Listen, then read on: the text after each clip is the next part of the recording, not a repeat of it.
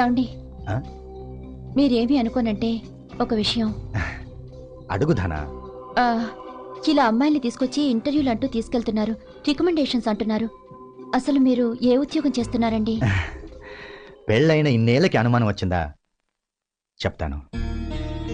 నాకు 3 అక్కలు, 2 చెల్లెళ్ళు.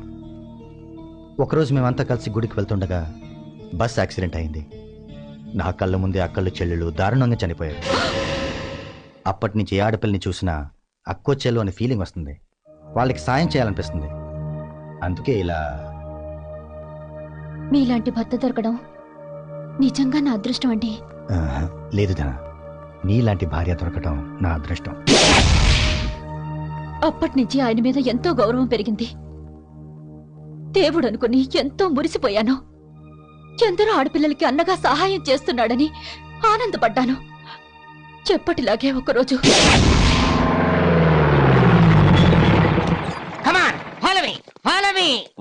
నేను నిన్ను ఫాలో అవ్వాలా? నేను అన్నది మిమ్మల్ని కదా సార్, వీళ్ళని.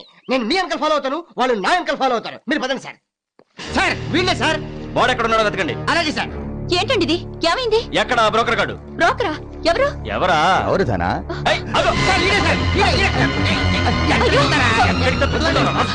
ఏంటండి? ఏంటి దౌర్జన్యం? నువ్వెవరువే? నేను ఆయన భార్యని. రేయ్, దీన్ని కూడా చెప్పెక్కించండి. ఏమీ తెలియనట్టు మాట్లాడుకు. రైల్వే స్టేషన్ దగ్గర, బస్ స్టాండ్ దగ్గర కాపు కాసి ఒంటరిగా వచ్చిన ఆడపిల్లలకు మాయ మాటలు చెప్పి మొగుడు పెళ్ళాలిద్దరూ బలవంతంగా వాళ్ళని వ్యభిచారంలోకి దింపుతారా? Idiots.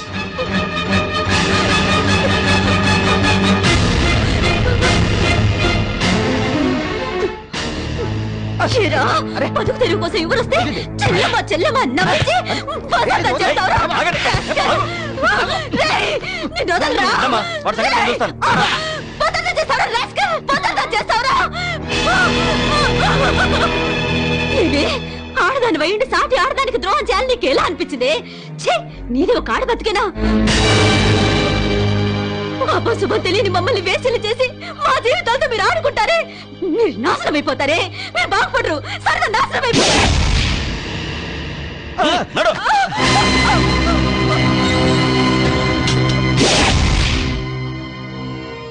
అలా చెయ్యని నేరానికి వాడితో పాటు 3 నెలలు నన్ను జైల్లో పెట్టారు. 3 ముళ్ళు వేయించుకొని 7 అడుగులు నడిచిన నేరానికి మనసు చంపుకొని మొగుణ్ణి మార్చుకోవాలని. చాలు, ఇప్పటి వరకు మీరు చేసిన పాపాలు చాలు. ఇకనైనా నీతిగా నిజాయితీగా బతుకుదాం. కావాలంటే మీతో పాటు నేను ఉద్యోగం చేస్తా. ఏం ఉద్యోగం చేస్తావు? ఎంత జీతం తెస్తావు? 1000-2000, మహా అయితే 3000. అది నా ఒక పూట మందుకి, ఒక పూట తిండికి సరిపోదు. అంటే చూడు, ఏ తప్పు చేయకుండానే నువ్వు ప్రాస్టిట్యూట్ అయ్యావు, జైలు శిక్ష అనుభవించావు. ఇప్పుడు నువ్వు నేను సతీ సావిత్రిని, సీతామాతని చెప్పినా ఎవ్వరు నమ్మరు. అందుకే ఓ మాస్టర్ ప్లాన్ వేశా.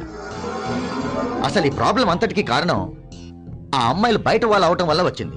వాళ్ళ పేరెంట్స్ కంప్లైంట్ ఇవ్వడంతో మన మీద రైడింగ్ జరిగింది. అదే మన వాళ్ళైతే, మన చుట్టాలైతే నో ప్రాబ్లం. అర్థం కాలేదా? ఏం లేదు, నీ చెల్లెలిద్దరిని ఇక్కడ తీసుకొచ్చావనుకో, మన ఇంట్లోనే పెట్టి బ్రహ్మాండంగా బిజినెస్ చేయొచ్చు.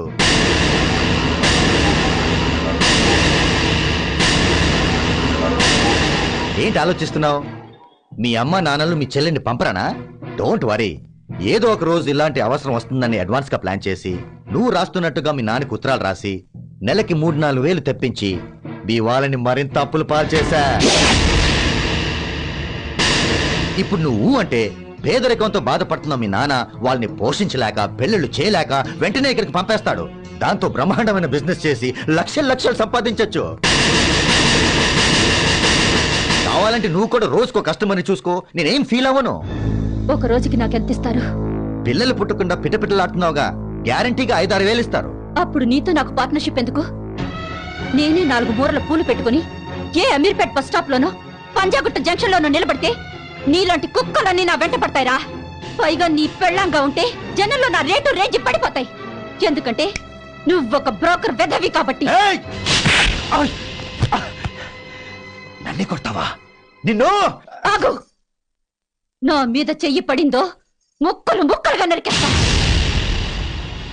నువ్వు చేసిన ఈ పాపాలకి, నువ్వు తలపెట్టిన ఈ ఘోరానికి శిక్ష ఏంటో తెలుసా?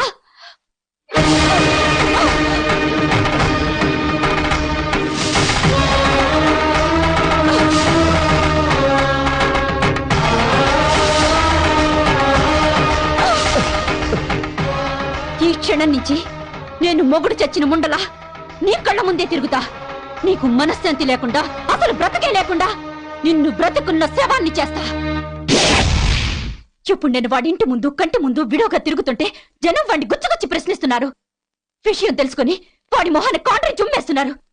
దాంతో వాడు తలెత్తుకోలేక ఇంట్లోనే పడి కుళ్ళకుళ్ళేడుస్తున్నాడు. నాన్నా, నేను చేసింది తప్పనుకోవటం లేదు. అలాని మీరు దాన్ని సమర్థిస్తారని ఆశించడం లేదు.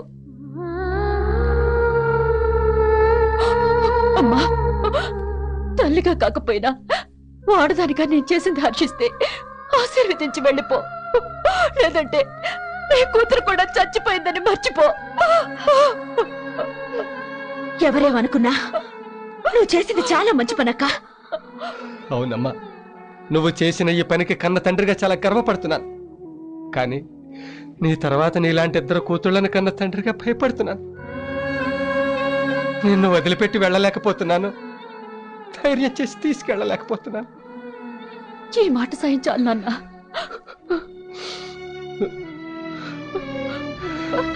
అమ్మా,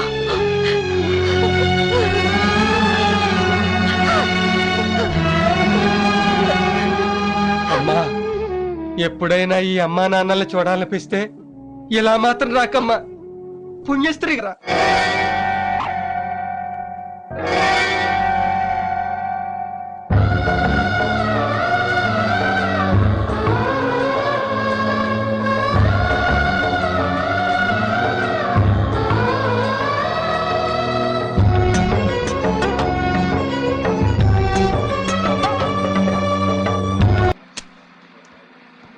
సంధ్య. పిచ్చేసారో పియ్యా అదేంటి? నా పేరు. పేరెవరు అడిగారయ్యా? మరి వాళ్ళందరూ సుదర్శను, వెంకటేశు, సంధ్య అని పేరు చెప్తున్నారు కదా. వాళ్ళు చెప్తుంది వాళ్ళ పేర్లు కాదు, స్టాపుల పేర్లు. ఇంటికి ఎక్కడికి వెళ్ళాలి? ఎర్రగడ్డ మెంటల్ హాస్పిటల్. పేరుకి తగ్గ స్టాపే. 2 రూపాయలు. Online online online. గాయత్రి గారు, ఏమండి, మీరు ఇలా రోజు బస్ ఆపడం ఏం బాలేదు. మన బస్సులుగా మీరు నడిచేంత ఏమాత్రం బాగోలేదండి. రండి. Right right. సరే, ముందు టికెట్ ఇవ్వండి. మీరు అడగకపోయినా ఇస్తాను. ప్రేమించుకుందాం రా. టికెట్ జాగ్రత్తగా ఉంచుకుని చూసుకోండి. ఏ పారేస్తే 500 కట్టాల్సి వస్తుందనా? సారీ అండి, ఆ డేవిడ్ గారు అసలు డోంట్ మూవ్. ఎవరు కదలడానికి వీల్లేదు. అసలే ఆర్టీసీ నష్టాల్లో ఉంది. దాని అంతు చూసే వరకు ఈ క్రాంతికి లేదు విశ్రాంతి. నువ్వెవడో రా నా పాలిటి సాయి కుమార్ రా తగులుకున్నావు. నాకు డబ్బింగ్ అక్కర్లేదు, నా డైలాగ్ నేనే చెప్పుకుంటాను. సరే మీరే చెప్పుకోండి. చూసావా, ఈసారి అడగకుండానే టికెట్ తెచ్చేస్తుంది. ఎందుకు సార్? 2 అడుగులు వేస్తే నేను శ్రమ పడిపోతానని. Correct sir.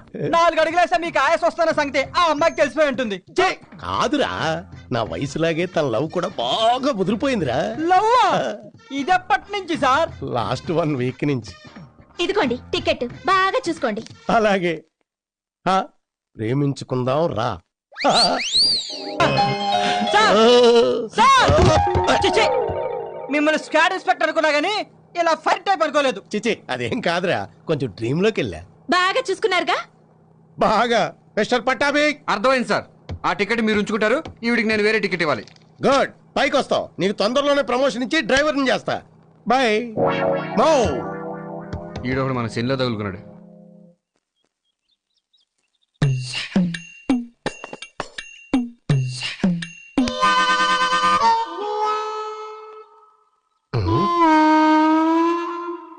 అదేంట్రా సన్నాసి, అంత గట్టిగా దొక్కినా అరిచావే? నా బతుకులాగే అదే మొద్దు బారిపోయింది నాన్న. ఇలా కాళ్ళు చేతులు తొక్కడం కంటే ఏకంగా ఒకేసారి నా గొంతు మీద కాలేసి తొక్కే నాన్న. మళ్ళీ ఏం ముంచుకొచ్చింది? మొగుడు బతుకుండగానే కూతుర్ని విధవగా చూడాల్సి వచ్చింది. నీ కంటి జబ్బు నాకు వచ్చినా బాగుండేది. ఇంకా ఏం చూడాలని రాసి పెట్టుందో ఈ కాళ్ళకి.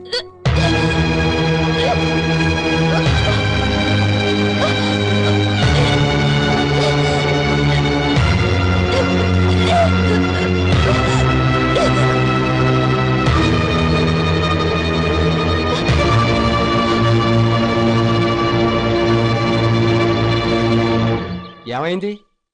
నెల తప్పింది.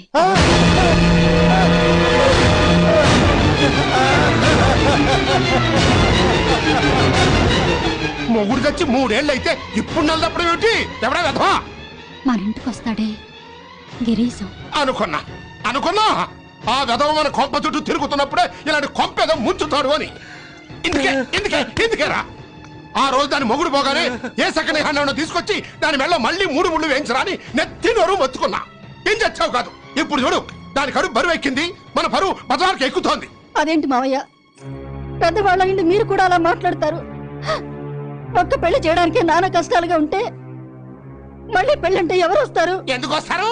అది నీ ఆడబిడ్డ కదా, రారు. అదే నీ కన్న బిడ్డ అయితే వస్తారు.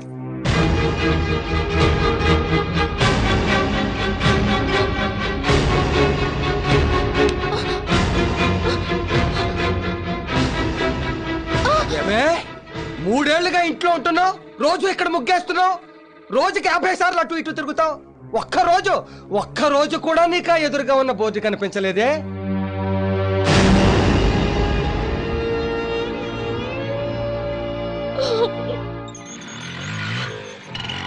ఆపా ఎక్కడ ఆపా?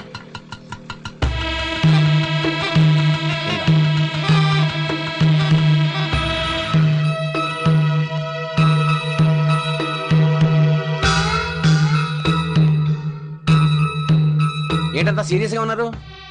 ఏదైనా ఫ్యామిలీ ప్రాబ్లమా? నేను తర్వాత వస్తానులేండి. ఆగండి బావగారు. బావగారా?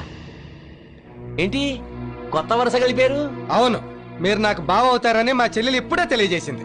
ఎలా? నెల తప్పి శ్రీకన్యకి ఇప్పుడు కడుపు. అంటే మీరు తాత కాబోతున్నారన్నమాట. చెప్పుతూ పడతా. సిగ్గు లేదంటారా మీకు? ఏమయ్యా, ఈ ఇరుకింట్లో ఒకడు పడుకుంటే రెండో వాడిని నడవడానికే చోట్లేదే, అలాంటిది పని చేయడానికి నీకు ప్లేస్ ఎక్కడ దొరికిందయ్యా? ఇంకా వీటితో మాట్లాడరా?